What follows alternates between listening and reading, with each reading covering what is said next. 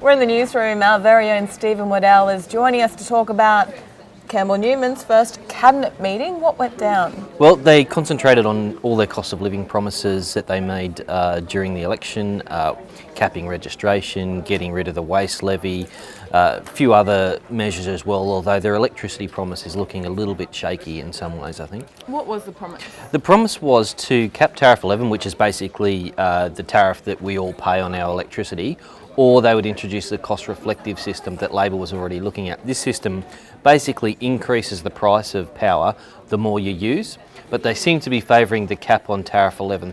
The problem is with the carbon tax coming on to electricity bills from July 1, which is about $120 a year.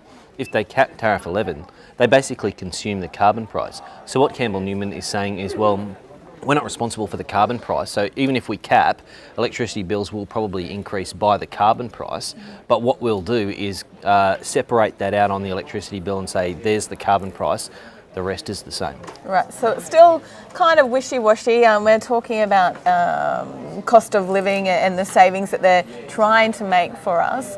What else has been mentioned? Oh, look, there's a few other things in relation to water as well. There's some complex kind of measures there to try and bring down water prices. It's all in relation to what they call the bulk water prices, the price that basically the state government charges the retailers for water.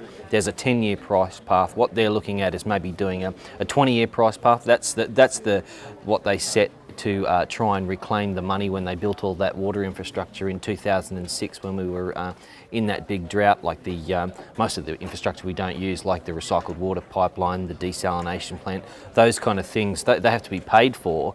What's been the big driver in water prices is trying to get that money back over a 10-year period. And what Campbell Newman said during the election, and even before that, he was saying that this should be reclaimed over a longer period, which means your water bills won't increase by as much. So they're trying to tackle it that way as best they can, but they're waiting for a report on how they're going to do that. Stephen, it seems to me there's a lot of talk. It is early days, a lot of talk. When can we expect some action? Look, I think a lot of these things will probably have to wait until July 1, when they're the start of the financial year, when you see a lot of these things kind of kick over into the next phase.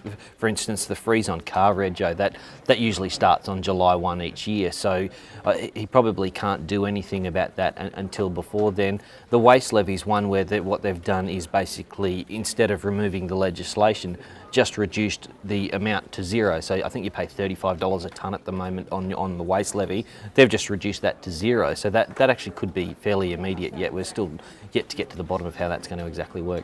All right, can do. Campbell is doing his thing, or at least trying to. Thanks, Stephen. Thanks.